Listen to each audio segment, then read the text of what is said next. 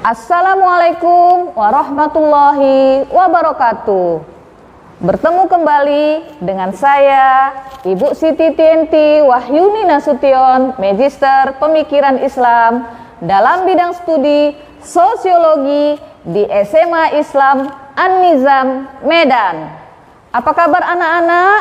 Semoga semua dalam keadaan sehat walafiat, tetap semangat belajar sosiologi, karena sosiologi wonderful. Demikian pembelajaran hari ini. Sampai jumpa di video pembelajaran berikutnya. Jangan lupa like, comment, and share video ini.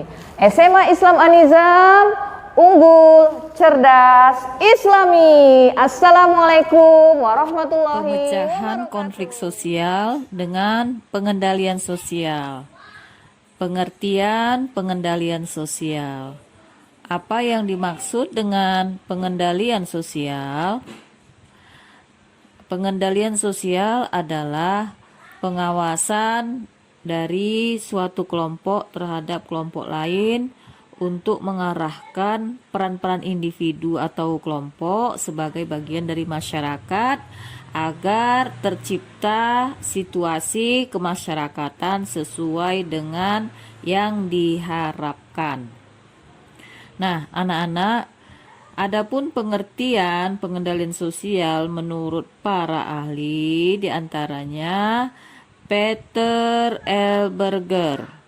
Peter L. Berger mengatakan bahwa pengendalian sosial adalah berbagai cara yang digunakan masyarakat untuk menertibkan anggotanya yang menyimpang. Dari Horton dan Hahn.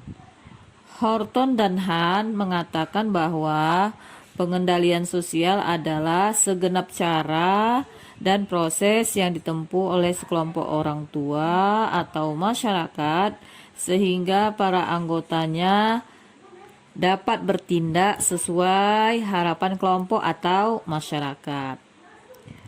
Bruce J. Cohen mengatakan bahwa pengendalian sosial dah cara-cara atau metode yang digunakan untuk mendorong seseorang agar berperilaku selaras dengan kehendak kelompok atau masyarakat tertentu. Pengendalian sosial memiliki beberapa tujuan, antara lain adalah 1. Agar masyarakat mematuhi nilai dan norma sosial yang berlaku. 2. Agar tercipta keserasian dan kenyamanan dalam masyarakat. Dan yang ketiga, agar pelaku penyimpangan kembali mematuhi norma yang berlaku. Nah, pengendalian sosial memiliki 4 pola, yaitu pengendalian kelompok terhadap kelompok, pengendalian kelompok terhadap anggota-anggotanya, pengendalian individu terhadap individu lainnya, dan pengendalian individu terhadap kelompok. Ya, jadi pengendalian sosial ada 4 pola tadi yang sudah disebutkan. Ayo kita bahas satu persatu ya. Yang pertama, pengendalian kelompok terhadap kelompok. Nah, dalam pengendalian ini terjadi ketika suatu kelompok mengawasi perilaku kelompok lain. Misalnya, polisi mengawasi masyarakat. Nah, berikut pengendalian kelompok terhadap anggota-anggotanya. Bagaimana ini? Di sini pengendalian ini terjadi apabila suatu kelompok menentukan perilaku anggota-anggotanya. Misalnya suatu perusahaan yang mencatat seorang karyawannya yang telah berbuat kriminal menggelapkan uang perusahaan, ya. Jadi ini pengendalian kelompok terhadap anggota-anggotanya. Nah, yang berikutnya adalah pengendalian individu terhadap kelompok. Jadi ini seorang individu terhadap kelompoknya, lebih besar lagi, lebih banyak lagi orangnya ya. Jadi misalnya seorang guru yang mengawasi siswa saat ujian berlangsung. Nah, ini seringlah kamu melakukan ujian ya, dan diawasi oleh guru. Yang keempat, pengendalian individu terhadap individu lainnya. Jadi ini person ke person. Nah, pengendalian ini terjadi apabila individu melakukan pengawasan terhadap individu lain. Misalnya ibu mengawasi anaknya. Nah, itu dia tadi ya. Nah, sekarang fungsi pengendalian sosial. Yang pertama, mempertebal keyakinan masyarakat terhadap norma sosial. Yang kedua, memberikan imbalan kepada warga yang menaati norma. Yang ketiga, mengembangkan rasa takut untuk tidak melakukan perbuatan yang dinilai mengandung resiko. Yang keempat, menciptakan sistem hukum atau aturan yang disusun secara resmi dan disertai aturan tentang ganjaran atau sanksi. Oke. Nah, yang berikutnya, bentuk pengendalian sosial. Pengendalian sosial bisa dipahami dari berbagai dimensi, antara lain berdasarkan sifatnya, yaitu preventif dan represif. Melalui cara pelaksanaannya ada persuasif dan koersif, dan melalui jumlah pelaku serta sasaran yang dituju. Ini ada perorangan dan kelompok. Yang pertama kita bahas pengendalian sosial berdasarkan caranya. Dilihat dari dimensi cara pelaksanaannya, pengendalian sosial bisa dibedakan atas pengendalian sosial yang dilakukan secara persuasif dan pengendalian sosial yang dilakukan secara koersif. Cara persuasif. Nah, cara persuasif ini merupakan upaya pengendalian sosial yang dilakukan dengan menekankan pada tindakan yang sifatnya mengajak atau membimbing warga masyarakat agar bersedia bertindak sesuai dengan norma yang berlaku. Cara persuasif cenderung menekankan pada upaya penyadaran masyarakat. Contoh, sejumlah artis membagikan bunga sebagai ajakan untuk mewujudkan perdamaian. Seorang guru bimbingan dan penyuluhan menegur dan menasihati seorang siswa yang tertangkap basah merokok di sekolah. Cara koersif. Cara koersif merupakan upaya pengendalian sosial yang dilakukan dengan menekankan pada tindakan yang sifatnya memaksa. Ingat ya, memaksa warga masyarakat agar bersedia bertindak sesuai dengan norma yang berlaku. Cara koersif cenderung menekankan pada berbagai upaya pemaksaan masyarakat. Upaya ini semestinya digunakan seminimal mungkin, yaitu apabila upaya persuasif tidak memberikan hasil. Contoh ya, petugas ketertiban kota memerintahkan dengan pengeras suara agar semua PKL, pedagang kaki lima maksudnya ya, tidak berdagang di tempat yang dilarang. Ini kan dalam bentuk tekanan ya kepada mereka. Namun kemudian petugas ketertiban kota mengangkat lapak yang digunakan para pedagang kaki lima yang berdagang di tempat-tempat terlarang tadi. Hal ini dilakukan karena peringatan yang telah diberikan beberapa kali tidak diindahkannya, tidak dilaksanakannya. Nah, inilah contoh cara koersif. Nah, sekarang kita masuk pengendalian sosial berdasarkan sifatnya. Ya. Nah, yang pertama upaya preventif. Upaya preventif adalah berbagai upaya pengendalian sosial yang dilakukan untuk mencegah terjadinya berbagai gangguan terhadap kedamaian dan ketertiban masyarakat. Upaya-upaya preventif dilakukan misalnya melalui proses sosialisasi. Contoh, iklan layanan masyarakat yang berisi ajakan untuk menciptakan pemilu yang damai ya. Jadi ini namanya upaya preventif. Nah, yang kedua ada upaya represif. Apa itu upaya represif? Upaya represif adalah berbagai upaya pengendalian sosial yang dilakukan untuk mengembalikan kedamaian dan ketertiban masyarakat yang pernah terganggu. Upaya-upaya represif dilakukan dalam bentuk pemberian sanksi kepada warga masyarakat yang menyimpang atau melanggar norma yang berlaku. Contoh, penjatuhan pidana penjara kepada pelaku korupsi. Nah, berikutnya adalah pengendalian sosial berdasarkan pelaku dan sasaran.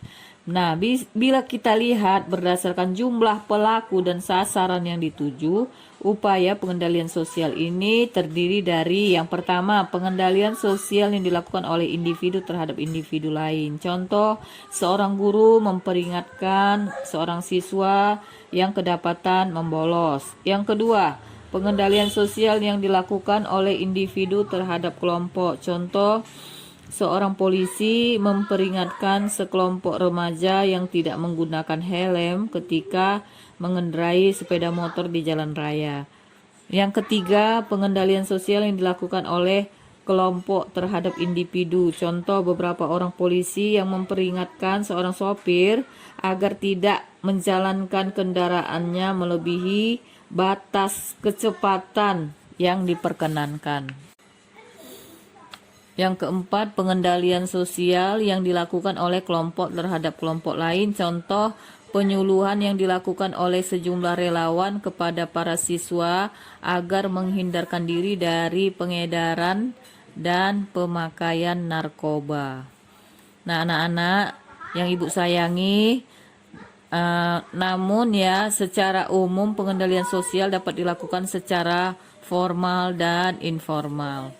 Yang pertama, pengendalian sosial secara formal ini dibedakan menjadi dua.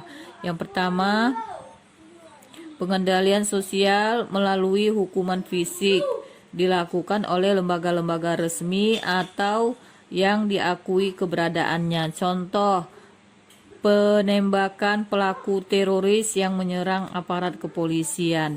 Yang kedua, pengendalian sosial melalui lembaga pendidikan merupakan pengendalian sosial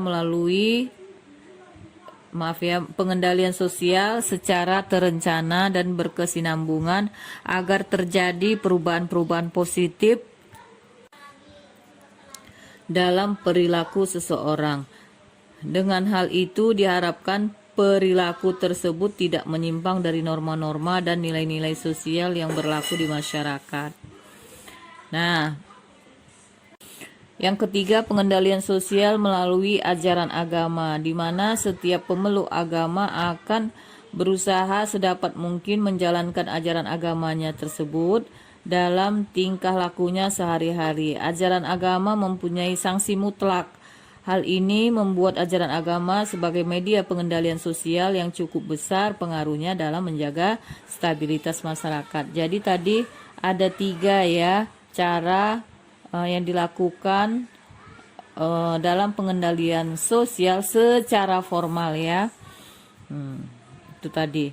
Nah, yang berikutnya pengendalian sosial secara informal ya, dapat dilakukan melalui cemoohan, gosip, apalagi ostrasisme dan fraudulence ya.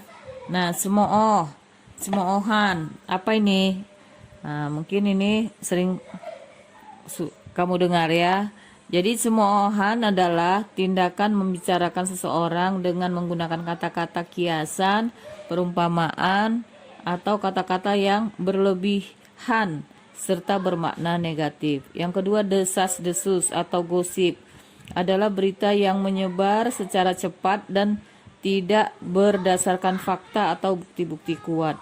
Yang ketiga, ostrasisme atau pengucilan adalah suatu tindakan pemutusan hubungan sosial dari sekelompok orang terhadap seorang anggota masyarakat. Yang keempat, fraudulence. Ini merupakan bentuk pengendalian sosial yang umumnya dapat pada anak kecil. Misal A bertengkar dengan B. Jika si A lebih kecil dari B, maka si A mengancam bahwa dia mempunyai kakak yang berani yang dapat mengalahkan B. Pengendalian suatu kelompok juga dapat dilakukan melalui 3 cara, yaitu dengan mediasi, melalui perwasitan atau arbitration, dan konsiliasi atau conciliation. Nah, pengendalian dengan cara mediasi dengan maksud bahwa pihak-pihak yang berkonflik bersepakat untuk menunjuk pihak ketiga yang akan memberikan nasihat-nasihat berkaitan dengan penyelesaian terbaik terhadap konflik yang mereka alami. Pengendalian konflik dengan cara perwasitan dimaksudkan bahwa pihak-pihak yang berkonflik bersepakat untuk menerima pihak ketiga yang akan berperan untuk memberikan keputusan-keputusan dalam rangka menyelesaikan yang ada. Berbeda dengan mediasi, cara perwasitan mengharuskan pihak-pihak yang berkonflik untuk menerima keputusan yang diambil oleh pihak wasit. Sementara pengendalian konflik dengan cara konsiliasi terwujud melalui lembaga-lembaga tertentu yang memungkinkan tumbuhnya pola diskusi dan pengambilan keputusan di antara pihak-pihak yang berkonflik. Lembaga yang dimaksud diharapkan berfungsi secara efektif yang sedikitnya memenuhi 4 hal berikut. Yang pertama, harus mampu mengambil keputusan secara otonom tanpa campur tangan dari badan-badan lain. Yang kedua, lembaga harus bersifat monopolistis, dalam arti hanya lembaga itulah yang berfungsi demikian. Dan yang ketiga, lembaga harus mampu mengikat kepentingan bagi pihak-pihak yang berkonflik. Dan yang keempat, lembaga tersebut harus bersifat demokratis. Tanpa keempat hal tersebut, konflik yang terjadi di antara beberapa kekuatan sosial akan muncul ke permukaan yang pada saatnya akan meledak kembali dalam bentuk kekerasan. Nah, itu dulu yang kita bahas ya tentang pemecahan konflik sosial dengan pengendalian sosial.